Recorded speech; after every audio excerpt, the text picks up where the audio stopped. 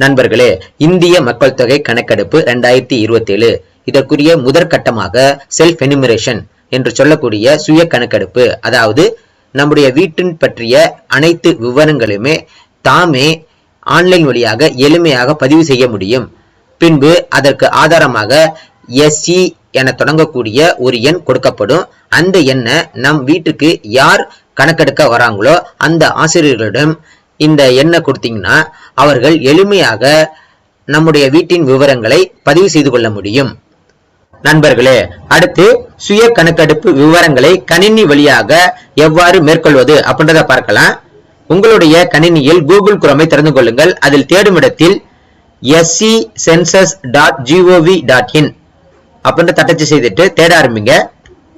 தற்போது census of India, home government of India அப்படின்னு இருக்கும். அந்த இணையதளத்தை திறந்து கொள்ளுங்கள். இதுல கீழே வந்தீங்க அப்படின்னா முதல்ல செல்ஃப் எனுமரேஷன் அப்படின்னு இருக்கும். அதை தேர்ந்தெடுங்க. இப்போ ஓகே கொடுங்க. இங்க பாத்தீங்க அப்படின்னா செல்ஃப் எனுமரேஷன் HLO லாகின் அப்படின்னு இருக்கும். அதுக்கு மேல சிவப்பு வண்ணத்துல ஒரு செய்தி உங்களுக்கு காமிக்கப்படுது. இதுல என்ன அப்படின்னா one household should use only one mobile number. இப்போ ஒரு வீட்டுல ஒரே ஒரு மொபைல் நம்பரை மட்டும் நீங்க பயன்படுத்தினால் போதுமானது அப்படின்னு சொல்லியிருக்காங்க. அடுத்து this portal is available from 6 AM to 12 midnight. அதாவது இந்த வெப்சைட் ஆனது காலை 6 மணியிலிருந்து இரவு 12 மணி வரை செயல்படும் அப்படின்னு சொல்லியிருக்காங்க. இப்ப அடுத்து ஸ்டேட், அதை நம்ம தேர்ந்தெடுக்கணும். இப்ப நம்முடைய ஸ்டேட்டை தேர்ந்தெடுக்கலாம். இப்ப தமிழ்நாடு. பின்பு இங்க இருக்கக்கூடிய கேப்சாவை இந்த கட்டத்துல பதிவு செய்து கொள்ளுங்கள். பின்பு வெரிஃபை அண்ட் ப்ரொசீட் அப்படின்னு இருக்கும். அதை அழுத்துங்க. இப்போ ஓகே கொடுங்க. அடுத்தது இப்போ name of the head of the household, அதுக்கு பக்கத்துல சிவப்பு நட்சத்திர குறியீடு இருக்கும். இப்படி இருந்துச்சு அப்படின்னா அந்த கட்டத்தை கண்டிப்பாக பூர்த்தி செய்ய வேண்டும் அப்படின்னு அர்த்தம். மேல அதான் கொடுத்திருப்பாங்க. Star marked fields are mandatory அப்படின்னு கொடுத்திருப்பாங்க. அடுத்து இப்ப நம்ம வீட்டுக்கு நம்மளுடைய குடும்ப தலைவர் பெயரை இந்த இடத்துல பதிவு செய்து கொள்ளுங்கள். பெயரை பதிவு செஞ்சுட்டு பின்பு ஒரு சின்ன கேப் விட்டு இன்சியலா பதிவு செய்து கொள்ளுங்கள். இப்ப அந்த கட்டத்தை அழுத்தணும்னே important notice, please enter the name of the head of the household correctly. Once register it cannot be changed later அப்படின்னு கொடுத்திருக்காங்க.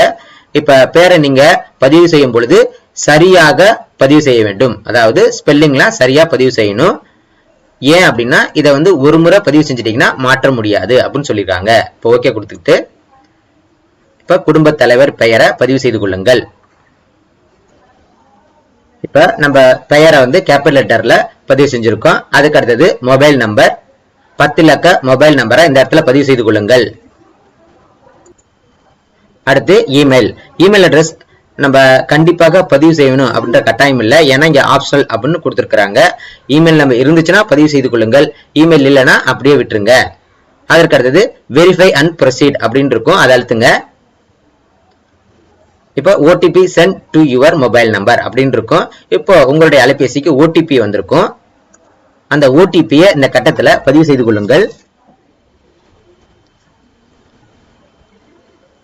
இப்ப OTP-யை பதிவு செஞ்சதுக்கு அப்புறம் மேல பாத்தீங்க அப்படின்னா செலக்ட் லாங்குவேஜ் அப்படின்னு இருக்கும். இந்த கட்டத்தை அழுத்திட்டு உங்களுக்கு விரும்பிய மொழியை தேர்வு செய்து கொள்ளுங்கள். இப்ப நான் ஏற்கனவே தமிழ் அப்படின்றத தேர்வு செஞ்சிருக்கேன். அதான் உங்களுக்கு இங்க காட்டப்படுது. அதுக்கு அடுத்தது வெரிஃபை OTP அப்படின்னு இருக்கும். அதை அழுத்துங்க.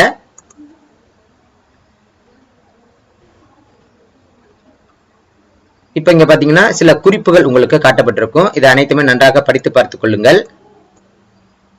பின்பு சரி கொடுங்க. நண்பர்களே, இங்கே நீங்கள் முக்கியமாக கவனிக்க வேண்டியது என்ன அப்படின்னு பார்த்தீங்கன்னா, இப்போ உங்களுடைய ஃபோன் நம்பருக்கு ஒரு OTP வந்திருக்கும். அதை வச்சு நீங்கள் உங்களுடைய அக்கௌண்ட்டை லாகின் பண்ணியிருப்பீங்க. லாகின் பண்ணிவிட்டு இங்கே இருக்கக்கூடிய 6 பகுதிகளையும் நீங்கள் முடிக்கணும். இப்போ 6 பகுதிகளை நீங்கள் முடிக்காமல் 2 பகுதியில் முடிச்சுட்டு மறுபடியும் நீங்கள் லாக் அவுட் ஆகி வெளியே வந்துட்டீங்க அப்படின்னா மறுபடியும் நீங்கள் லாகின் பண்ணி இங்கே உள்ளார வரலாம். அதே ஃபோன் நம்பருக்கு வேற ஒரு OTP மூலமாக உங்களுக்கு லாகின் பண்ணி உள்ளார வரலாம். இதே போல் நீங்கள் எத்தனை முறை லாகின் பண்ணி வரலாம் அப்படின்னு பார்த்தீங்கன்னா 5 முறை ஒரு ஃபோன் நம்பருக்கு வெவ்வேறு OTP வச்சு நீங்கள் லாகின் பண்ணி வர முடியும். 5 முறைக்கு மேலே நீங்கள் உங்களுடைய அக்கௌண்ட்டை லாகின் பண்ண முடியாது. நண்பர்களே, 6வது முறை இந்த அக்கௌண்ட்டை நீங்கள் ஓடிபியை வச்சு லாகின் பண்ணிங்கன்னா உங்களுடைய அக்கௌண்ட்டானது லாக் அவுட் ஆகிடும். நண்பர்களே, இந்த விவரம் எனக்கு தெரியாமல் நான் ஒரு ஃபோன் நம்பருக்கு 4 முறை நான் லாகின் பண்ணிட்டேன். 4 முறை பண்ணி முடிச்சுட்டு 4வது முறை பண்ணும் பொழுது எனக்கு பாதியிலே நான் லாக் அவுட் ஆகி வெளியே வந்துட்டேன். அப்போது எனக்கு ஒரு அலைபேசிக்கு ஒரு குறுஞ்செய்தி வந்துச்சு. அந்த குறுஞ்செய்தி என்ன இருக்குது அப்படின்னு பாருங்கள். இப்போ இதில் என்ன சொல்லியிருக்காங்கன்னா, alert you have made one valid attempts on அப்படின்னு கொடுத்துட்டு தேதி நேரம் கொடுத்துருப்பாங்க. அதுக்கு கீழே your account will be locked after 5 unsuccessful attempts census 2027 அப்படின்ற ஒரு குறுஞ்செய்தி வந்திருக்கு. இதில் என்ன சொல்லியிருக்காங்க அப்படின்னா, இன்னும் ஒரே ஒரு வேலிட் அட்டம்ப்ட்ஸ் தான் உங்களுக்கு இருக்குது. இந்த அக்கௌண்ட்டை 5 முறைக்கு மேலே அன்சக்ஸஸ்ஃபுல் அட்டம்ப்டை நீங்கள் செய்ய முடியாது. அப்படி நீங்கள் செஞ்சீங்கன்னா 6வது முறை உங்களுடைய அக்கௌண்ட் லாக் ஆகிடும் அப்படின்னு சொல்லியிருக்காங்க. அதனால் நண்பர்களே, இந்த அக்கௌண்ட்டை 5 முறைக்குள்ளே லாகின் ஆகி இதில் இருக்கக்கூடிய அனைத்து விவரங்களையுமே நீங்கள் பதிவு செய்து SCIDயை உருவாக்கி கொள்ளுங்கள். அமைவிட விவரங்கள், சென்சஸ் வீட்டு விவரங்கள், பொது தகவல், வசதிகள், சொத்துகள் விவரங்களை சரிபார்த்து உறுதிப்படுத்தவும். மொத்தம் 6 பகுதி இருக்கு. இதுல ஒவ்வொரு பகுதியையும் நம்ம பதிவு செய்யணும். முதல்ல அமைவிட விவரங்கள். இதுல மாநிலம் நம்ம ஏற்கனவே தேர்ந்தெடுத்துட்டோம். அடுத்து நம்முடைய மாவட்டம்,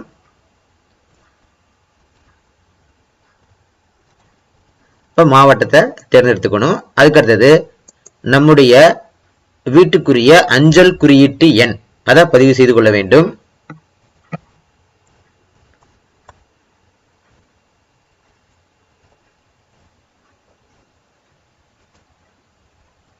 இப்ப நம்முடைய அஞ்சல் குறியீட்டை பதிவு செஞ்சதுக்கு அப்புறம் முக்கிய நில அடையாளத்தை உள்ளிடவும் அப்படின்னு இருக்கும். இந்த இடத்துல நம்முடைய ஊரின் பெயரை பதிவு செய்து கொள்ள வேண்டும்.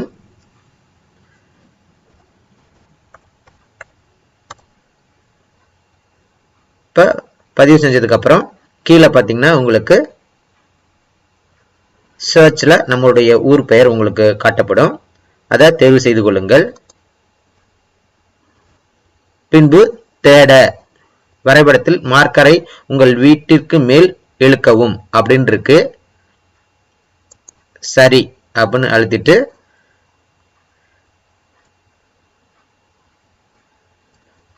தேட என்பதை நம்ம அழுத்தணும். தேட என்பதை அழுத்தினதுக்கு அப்புறம்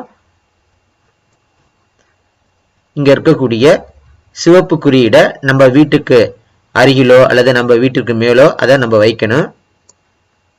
இப்ப இது போல உங்களுக்கு ஒரு பிளஸ் குறியீடு மஞ்சள் வண்ணத்துல காட்டப்படும்.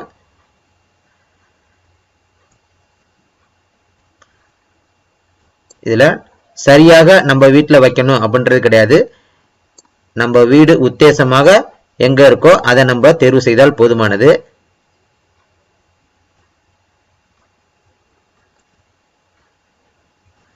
இப்ப நம்ம வீட்டை தேர்வு செஞ்சதுக்கு அப்புறம் இந்த சிவப்பு குறியீடு நம்ம வீட்டு மேல வச்சதுக்கு அப்புறம் அமைவிடத்தை உறுதிப்படுத்தவும் அப்படின்னு இருக்கும். அதை அழுத்துங்க. அழுத்திட்டு இப்ப கீழே வந்தோம் அப்படின்னம்னா சேமிக்க அடுத்து அப்படின்னு இருக்கும். அதை அழுத்துங்க. இப்போ அமைவிடத்தை உறுதிப்படுத்தவும் அப்படின்னு இருக்கும். இதுல ஆம் என்பதை அழுத்துங்க. இப்ப அமைவிட விவரங்கள் சரி பார்த்துட்டோம். அதனால இங்க சரி குறியீடு காட்டப்படுது. அடுத்து சென்சஸ் வீட்டு விவரங்கள். இதுல முதலாவதாக மக்கள் தொகை கணக்கெடுப்பு வீட்டு விவரங்கள் அப்படின்னு இருக்கும். சென்சஸ் வீட்டு தரையின் பிரதான கட்டுமான பொருள். இப்ப நம்முடைய வீட்டோடைய தரைப்பகுதி எவ்வாறு இருக்கு? மண்ணாலானதா, மரம் மூங்கிலானதா, சுட்ட செங்கலா, கல்லா?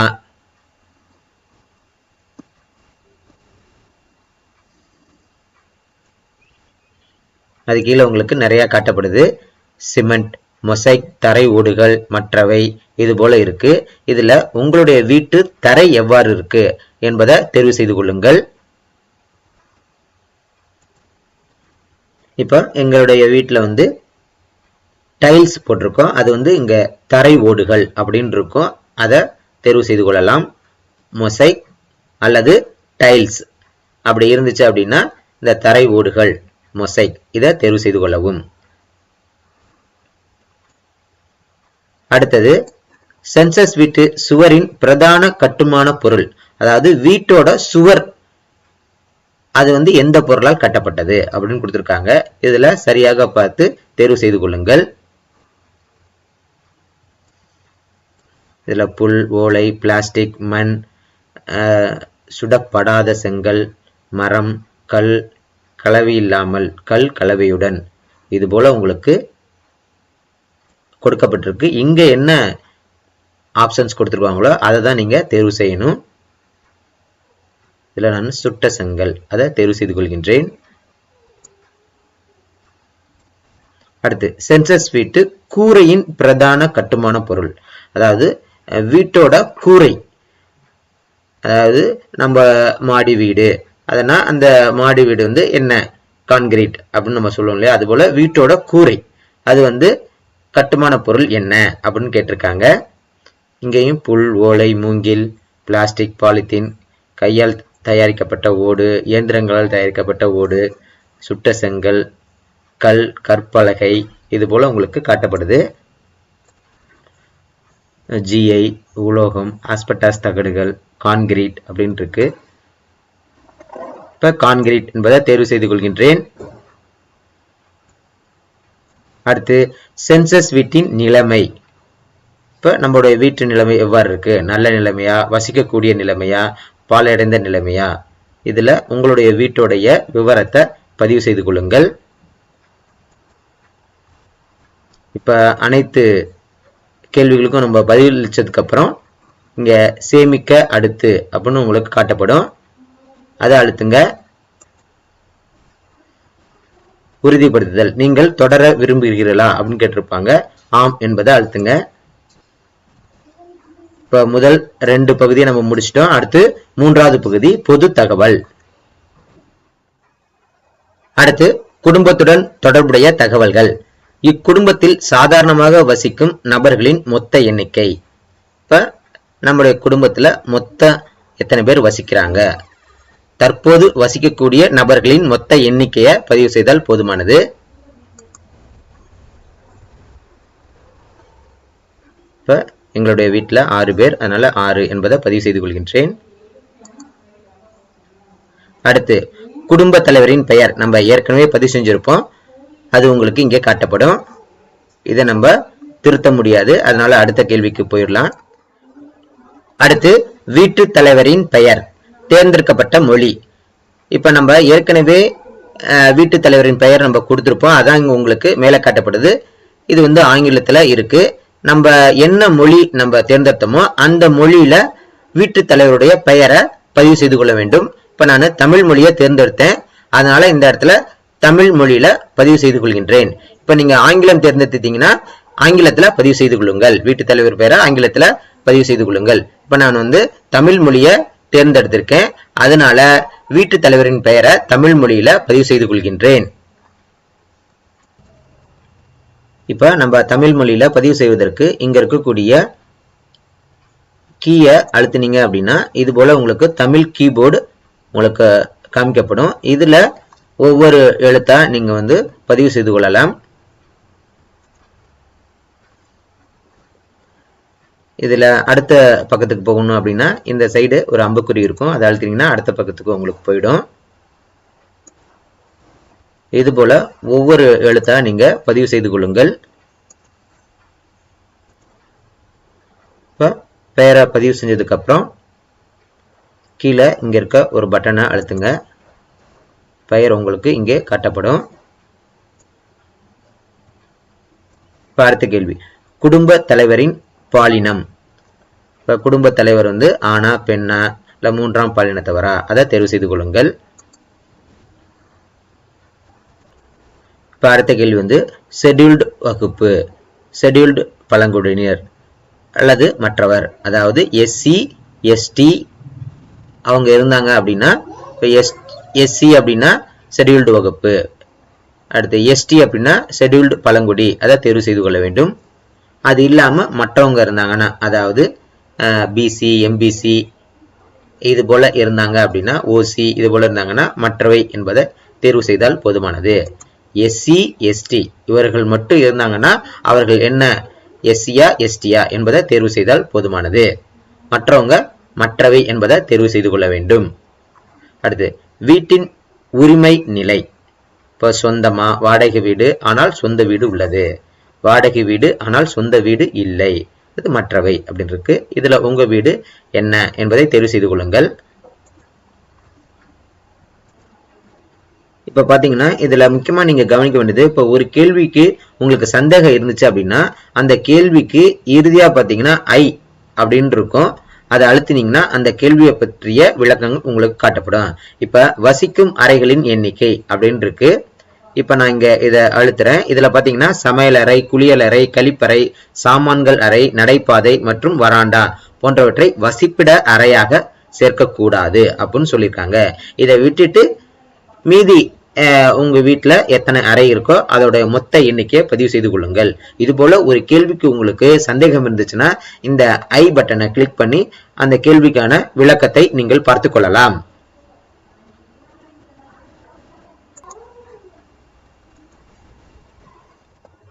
அடுத்து பாத்தீங்க அப்படின்னா இக்குடும்பத்தில் உள்ள திருமணமான தம்பதிகளின் எண்ணிக்கை. இதுல இந்த ஐ பட்டனை கிளிக் பண்ணிட்டு தம்பதியில் ஒருவர் தற்காலிகமாக இல்லாமல் இருந்தாலும் அவர்களையும் தம்பதிகளின் எண்ணிக்கையில் சேர்க்க வேண்டும் அப்படின்னு கொடுத்துருக்காங்க. இதுல அப்பா அம்மா இருந்தாங்க அப்படின்னா அதுல அவங்களையும் நம்ம ஒரு தம்பதியா கருதிக்கணும். அதுக்கப்புறம் அவங்க பையன்க திருமணம் ஆயிருந்தாங்கன்னா அவங்கள ஒரு தம்பதியா கருதிக்கணும். அதுல இப்ப அப்பா அம்மால யாருனாச்சும் ஒருத்தர் இல்லாம இருந்தா கூட அவங்களும் ஒரு தம்பதி தான் அப்படின்னு சேர்க்கணும் அப்படின்னு சொல்லியிருக்காங்க. இப்ப அதே போல இங்க ஒரு தம்பதி, ரெண்டு தம்பதி, அதாவது ஒரு ஜோடி, அதுதான் ஒரு தம்பதி அப்படின்னு நம்ம சொல்றோம். அது போல எத்தனை ஜோடி இருக்காங்க அப்படின்னு கேட்டிருக்காங்க.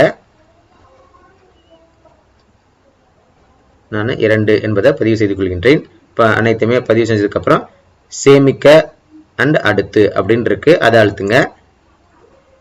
மறுபடியும் உறுதிப்படுத்துதல் ஆம். இப்ப பொது தகவல் நம்ம பதிவு செஞ்சாச்சு. அதுக்கு அடுத்தது வசதிகள். இப்ப பொது தகவல் பதிவு செஞ்சோம். மொத்தம் 3 தகவல் பதிவு செஞ்சுட்டோம். அதுக்கு அடுத்தது 4வதாக வசதிகள். இங்க பாத்தீங்கன்னா குடும்பத்திற்கு கிடைக்கும் வசதிகள். அதுல முதல்ல குடிநீருக்கான பிரதான ஆதாரம். இதுல என்ன கொடுத்திருக்காங்க அப்படின்னா ஒரு குடும்பம் 2 அல்லது அதற்கு மேற்பட்ட ஆதாரங்களின் மூலம் குடிநீர் வசதியை பெறுமானால் அதில் வருடத்தின் பெரும்பாலான நாட்களில் அக்குடும்பம் எந்த ஆதாரத்தின் மூலம் குடிநீர் பெறுகின்றதோ அதற்கானதை தேர்வு செய்யவும்.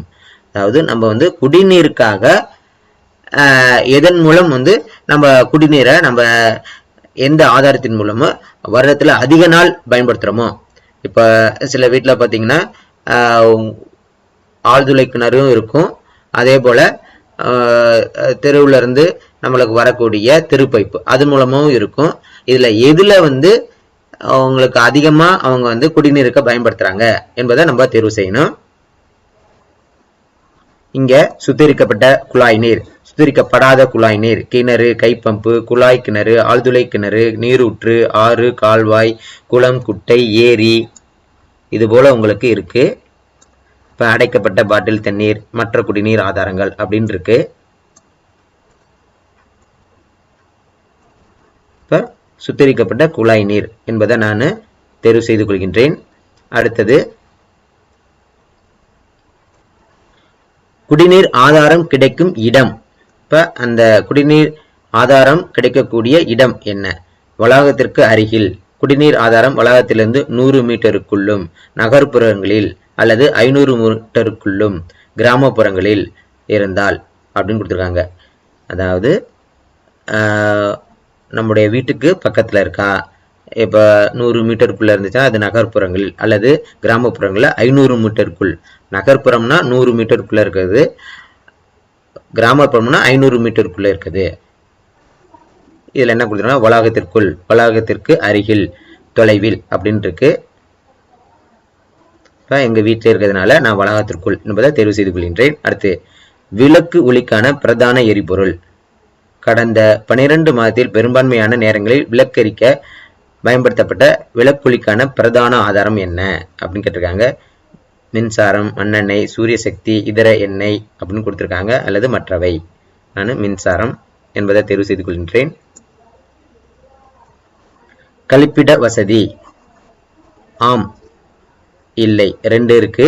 ஆம், அதுல இக்குடும்ப பயன்பாட்டிற்கு மட்டும், ஒன்றுக்கும் மேற்பட்ட குடும்பங்களின் பயன்பாடு, பொது கழிப்பிடம் அப்படின்னு இருக்கு. இப்ப நான் இக்குடும்ப பயன்பாட்டிற்கு மட்டும்,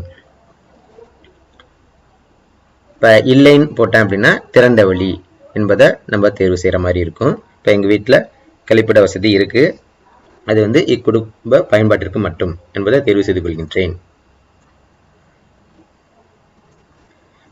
கழிப்பிட வசதியின் வகை நவீன மற்றும் தண்ணீர் ஊற்றும் கழிப்பிடம் அப்படின்னு இருக்கு.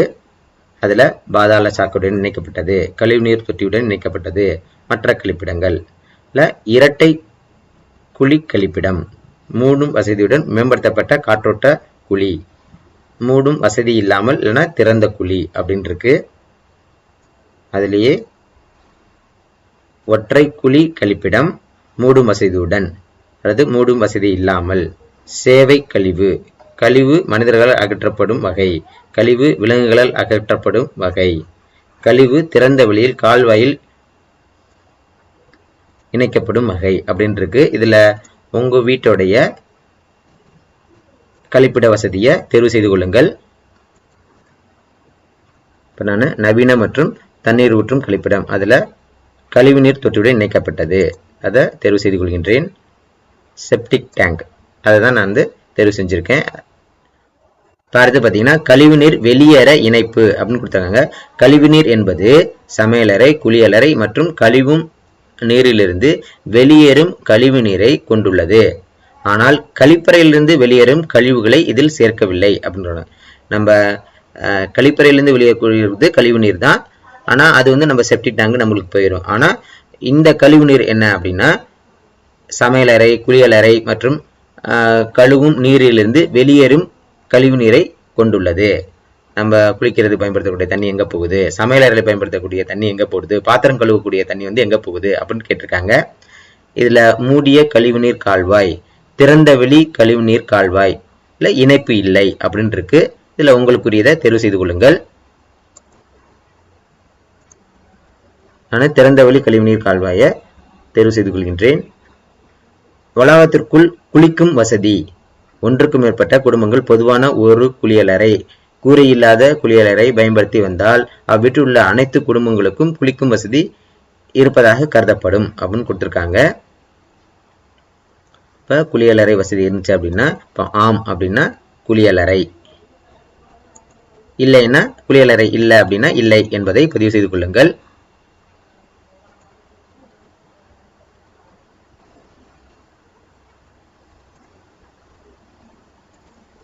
அடுத்து சமையலறை வசதி மற்றும் எல்பிஜி பிஎன்ஜி இணைப்பு. இந்த கேள்வி 2 அம்சங்களை உள்ளடக்கியது. சமையலறை வசதி கிடைப்பது மற்றும் எல்பிஜி பிஎன்ஜி இணைப்பு கிடைப்பது, அதற்கேற்ப உங்கள் பதிலை பதிவு செய்யவும் அப்படின்னு கொடுத்துருக்காங்க. இதுல சமையலறையில் சமைத்தல், சமையலறை இருந்துச்சு அப்படின்னா அதுல எதுல சமைக்கிறீங்க, எல்பிஜி பிஎன்ஜி இணைப்பு உள்ளது, அதை நான் தேர்வு செய்து கொள்கின்றேன். எல்பிஜி பிஎன்ஜி இணைப்பு இல்லை. அடுத்தது வீட்டினுள் சமைத்தல் ஆனால் சமையலறை இல்லை. இப்ப சமையலறை இருக்காது, ஆனா அவங்க வீட்டுக்குள்ள சமைப்பாங்க, அது எவ்வாறு இருக்கு, எல்பிஜி இணைப்பு உள்ளதா அல்லது எல்பிஜி இணைப்பு இல்லையா என்பதை தெரிவு செய்து கொள்ளுங்கள். அடுத்தது பாத்தீங்கன்னா வீட்டிற்கு வெளியில் திறந்த வெளியில் சமைத்தல், அதுவும் பாத்தீங்கன்னா உங்களுக்கு வீட்டிற்கு வெளியில் எல்பிஜி இணைப்பு உள்ளது, எல்பிஜி இணைப்பு இல்லை. அடுத்து சமையல் செய்வது இல்லை. இதுல எது உங்களுக்கு சரியாக இருக்கிறதோ அதை தேர்வு செய்து கொள்ளுங்கள். சமையலுக்கு பயன்படுத்தப்படும் பிரதான எரிபொருள் விறகு, வைக்கோல், வரட்டி, நிலக்கரி, பழுப்பு நிலக்கரி, எரித்த கரி, மண்ணெண்ணெய், சமையல் எரிவாயு, மின்சாரம், கழிவு, சாண எரிவாயு, இது போல இருக்கு. உங்களுக்குரியதை தேர்வு செய்து கொள்ளுங்கள். நான் எல்பிஜி அதை தேர்வு செய்து கொள்கின்றேன். இப்ப அனைத்து கேள்விகளும் பதிவு செஞ்சதுக்கு அப்புறம் சேமிக்க அடுத்து அதை அழுத்துறேன். மறுபடியும் உறுதிப்படுத்துதல் ஆம் என்பதை அழுத்துறேன். இப்ப 4 பகுதிகளை நம்ம பூர்த்தி செஞ்சாச்சு. அடுத்து 5வது பகுதி சொத்துக்கள். அடுத்து குடும்பத்தில் உள்ள சொத்துக்கள். இதில் முதலாவதாக வானொலி டிரான்சிஸ்டர். இப்போ ஆம், இங்கே பார்த்தீங்கன்னா பெரும்பாலான குடும்ப உறுப்பினர்கள் வானொலி சேனல்களை கேட்கும் முதன்மை சாதனம். இப்போ வானொலியை கேட்கக்கூடிய முதன்மை சாதனம் என்ன அப்படிங்கிறது. இப்போ ஆம் அப்படின்றதுல இப்போ ரேடியோ மூலம் அல்லது கைபேசி, ஸ்மார்ட் போன் மூலம், இதர சாதனங்கள் எதன் மூலமா அவங்க வானொலி சேனல்களை கேட்குறாங்க அதை தெரிவு செய்து கொள்ளுங்கள். இப்போ நான் வானொலியை கேட்க மாட்டேன் அப்படின்னா இல்லை என்பதை தெரிவு செய்து கொள்ளுங்கள். இங்கே இல்லை அப்படின்றதுக்கு கொடுக்கப்பட்டிருக்கு. அடுத்து தொலைக்காட்சி. ஆம் அப்படின்னா தூர்தர்ஷன், இலவச டிஷ், இதர டிடிஹெச், அப்புறம் டிஷ், கேபிள் இணைப்பு, மற்றவை. எதுவுமே இல்லைன்னா இல்லை. இதர டிடிஹெச் அதை பதிவு செய்து கொள்கின்றேன். உங்களுக்குரியதை தேர்வு செய்து கொள்ளுங்கள். இணையதள வசதி. ஆம் அப்படின்னா மடிக்கணினி, கணினியின் மூலம், கைபேசி, ஸ்மார்ட் போன் மூலம், இதர சாதனங்கள் மூலம். இப்போ இணையதள வசதி இல்லைன்னா இல்லை என்பதை தேர்வு செய்து கொள்ளுங்கள். கைபேசி, ஸ்மார்ட் போன் மூலம் இணையதள வசதியை நாங்கள் பயன்படுத்துகிறோம். அடுத்து மடிக்கணினி, கணினி. இது இருந்துச்சுன்னா ஆம், இல்லைன்னா இல்லை என்பதை தேர்வு செய்து கொள்ளுங்கள். இப்போ இருக்கு, அதனால ஆம் என்பதை தேர்வு செய்து கொள்கின்றேன். தொலைபேசி மற்றும் கைபேசி, ஸ்மார்ட் போன். ஆம் எனில் தொலைபேசி மட்டும், கைபேசி மட்டும் அப்படின்னு இருக்கு. அதில் ஸ்மார்ட் போன், இதர சாதாரண கைபேசி இரண்டும் அப்படின்னு கொடுத்துருக்காங்க. இதில் பார்த்தீங்கன்னா ஸ்மார்ட் போனும் இருக்கு, இதர சாதாரண கைபேசியும் இருக்கு. அப்படின்னா இரண்டும் என்பதை தேர்வு செய்யுங்க. இப்போ எங்கள் வீட்டில் ஸ்மார்ட் போன் மட்டும்தான் இருக்கு, அதனால அதை தேர்வு செய்து கொள்கின்றேன். எதுவுமே இல்லைன்னா இல்லை என்பதை தேர்வு செய்து கொள்ளுங்கள். மிதிவண்டி மற்றும் ஸ்கூட்டர், மோட்டார் சைக்கிள், மொபட். இதில் cycle, scooter, motor cycle, moped இரண்டும். எதுவுமே இல்லைன்னா எதுவுமே இல்லை என்பதை தேர்வு செய்து கொள்ளுங்கள். எங்கள் வீட்டில் ரெண்டுமே இருக்கு, அதனால இரண்டும் என்பதை தேர்வு செய்கின்றேன். அடுத்து கார், ஜீப், வேன். இதெல்லாம் இருந்துச்சுன்னா ஆம், இல்லைன்னா இல்லை என்பதை தேர்வு செய்து கொள்ளுங்கள். குடும்பத்தினர் உட்கொள்ளும் பிரதான உணவு தானியம். ஒன்றுக்கு மேற்பட்ட தானியங்களை உட்கொண்டால் பிரதானமாக உட்கொள்ளப்படும் தானியம், தானிய பொருளை பதிவு செய்யவும் அப்படின்னு இருக்கு. அரிசி, கோதுமை, சோளம், கம்பு, மக்காச்சோளம், மற்ற தானியம். இதுல எது நம்ம அதிகமா பயன்படுத்துறோமோ அதை தேர்வு செய்து கொள்ளுங்கள்.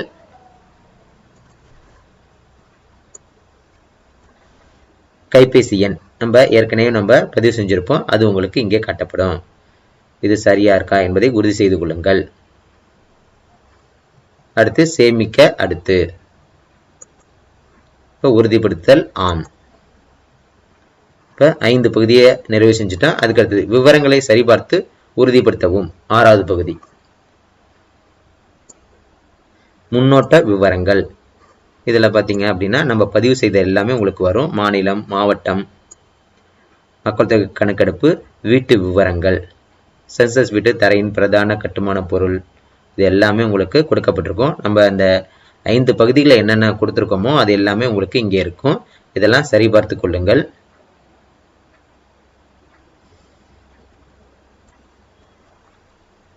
இப்ப இது ஏதேனும் உங்களுக்கு திருத்தணும் அப்படின்னா திருத்துறதுக்கு திரும்பவும் அப்படின்னு இருக்கு. அதை நீங்க அழுத்திட்டு எந்த இடத்துல சரியா நீங்க பதிவிடணுமோ அதை நீங்க சரியாக பதிவு செய்து கொள்ளுங்கள். அடுத்து இங்கே பார்த்தீங்கன்னா வரைவு ஆக சேமிக்க அப்படின்னு இருக்கும். அதை அழுத்தினீங்க அப்படின்னா வரைவு சேமிக்கப்பட்டது, உங்கள் தரவு வரைவாக சேமிக்கப்பட்டுள்ளது, 31/7/2026 வரை இறுதி சமர்ப்பிப்பை நீங்கள் திருத்தி முடிக்கலாம் அப்படின்னு இருக்கும். அதாவது நீங்கள் என்ன இறுதி சமர்ப்பிப்புக்கு முன்னாடி இந்த வரைவாக சேமிக்க இதை அழுத்திட்டீங்க அப்படின்னா இப்போ இந்த பேஜில் நீங்கள் லாக் அவுட் ஆகி வெளியே வந்ததுக்கப்புறமும் இந்த தகவல் எல்லாமே அப்படியே உங்களுக்கு சேமிப்பாக இருக்கும். இப்போ நீங்கள் என்ன ஃபோன் நம்பர் கொடுத்தீங்களோ அதே ஃபோன் நம்பரில் மறுபடியும் இதே இணையதளத்தில் நீங்கள் லாகின் ஆகி உள்ளார வந்தீங்கன்னா இந்த தகவல் அனைத்துமே உங்களுக்கு அப்படியே உங்களுக்கு சேவ் ஆகி இருக்கும். பின்பு இதில் ஏதேனும் திருத்தங்கள் இருந்துச்சு அப்படின்னா அதை நீங்கள் திருத்திட்டு 31/7/2026க்குள் அனைத்து திருத்தங்களையும் முடிச்சுட்டு கீழே பார்த்தீங்கன்னா உறுதிப்படுத்தி கொள்ளவும் அப்படின்னு இருக்கும். அதை அழுத்தி நீங்கள் SCIDயை உருவாக்கி கொள்ளலாம். நண்பர்களே, இப்போ எனக்கு அனைத்து தகவல்களுமே சரியாக இருக்குது. அதனால அடுத்த பகுதிக்கு நான் போயிடுறேன். உறுதிப்படுத்தி சமர்ப்பிக்கவும். இறுதியாக சமர்ப்பித்த பிறகு தரவில் எந்த மாற்றமும் செய்ய சாத்தியமில்லை. நீங்கள் நிச்சயமாக தொடர விரும்புகிறீர்களா அப்படின்னு கேட்டிருக்காங்க. ஆம் என்பதை பதிவு செய்து கொள்கின்றேன். இப்போ இங்கே பார்த்தீங்கன்னா வெற்றிகரமாக சமர்ப்பிக்கப்பட்டது. உங்கள் சுய கணக்கெடுப்பு எஸ்சி படிவம் வெற்றிகரமாக சமர்ப்பிக்கப்பட்டுள்ளது அப்படின்னு உங்களுக்கு இங்கே காட்டப்படுது. உங்கள் சுய கணக்கெடுப்பு ஐடி எஸ்இஐடி இப்போ நம்ம ஏற்கனவே நம்ம கொடுத்துருப்போம் அந்த எஸ்சிஐடி. அந்த எஸ்சிஐடி வந்து இதுதான்.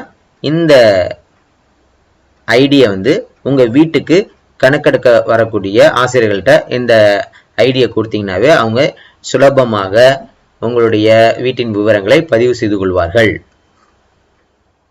இப்போ இங்கே இருக்கக்கூடிய இந்த ஐடியை உங்கள் ஹெச்எல்ஓவை முடிக்க இந்த எஸ்சிஐடியை கணக்கெடுப்பாளருடன் பகிர்ந்து கொள்ளவும் அப்படின்னு கொடுத்துருக்காங்க. இல்லையெனில் கணக்கெடுப்பாளர்கள் புதிய கணக்கெடுப்பு கோரப்படலாம். இப்போ இந்த ஐடியை கொடுக்கலன்னா அவங்க வந்து புது ஐடியை அவங்க உருவாக்கிடுவாங்க. அதனால அதற்கு முன்னாவே நீங்கள் வந்து இந்த ஐடியை கொடுத்துருங்க. அதுக்கப்புறம் எஸ்சிஐடி உங்கள் மொபைல் மற்றும் மின்னஞ்சல் கொடுத்துருந்தீங்கன்னா அல்லது நீங்கள் கண்டிப்பாக மொபைல் நம்பர் கொடுத்துருப்பீங்க. அதில் வந்து உங்களுக்கு குறுஞ்செய்தியாக அனுப்பப்பட்டிருக்கும். மின்னஞ்சல் கொடுத்தா மின்னஞ்சலுக்கும் அனுப்பப்பட்டிருக்கும் இந்த ஐடி. மின்னஞ்சல் கொடுக்கல அப்படின்னா உங்கள் மொபைலுக்கு கண்டிப்பாக இது குறுஞ்செய்தியாக இந்த ஐடி அனுப்பப்பட்டிருக்கும் அப்படின்னு சொல்லியிருக்காங்க. அவ்வளவுதான் நண்பர்களே. இந்த காணொலியில் சொல்லப்பட்டது போல இந்திய மக்கள் தொகை கணக்கெடுப்பு 2027 முதற்கட்டமாக செல்ஃப் எனுமரேஷன் சுய கணக்கெடுப்பு அதனுடைய விவரங்களை நீங்கள் பதிவு செய்து கொள்ளுங்கள். நண்பர்களே, இந்த காணொலி உங்களுக்கு பயனுள்ளதாக இருந்துச்சுன்னா லைக் பண்ணுங்க, ஷேர் பண்ணுங்க, கமெண்ட் பண்ணுங்க. இது போன்ற பயனுள்ள காணொலிகளை நீங்க பார்க்கணும் அப்படின்னா அறிவகம் பார்ட் சேனலை சப்ஸ்கிரைப் பண்ணிக்கோங்க. பக்கத்தில் இருக்க பெல் ஐக்கனை கிளிக் பண்ணி ஆல்னு கொடுத்துக்கோங்க. அப்பதான் நாங்க போடுற வீடியோ நோட்டிபிகேஷன் உங்களுக்கு உடனுக்குடனே வரும்.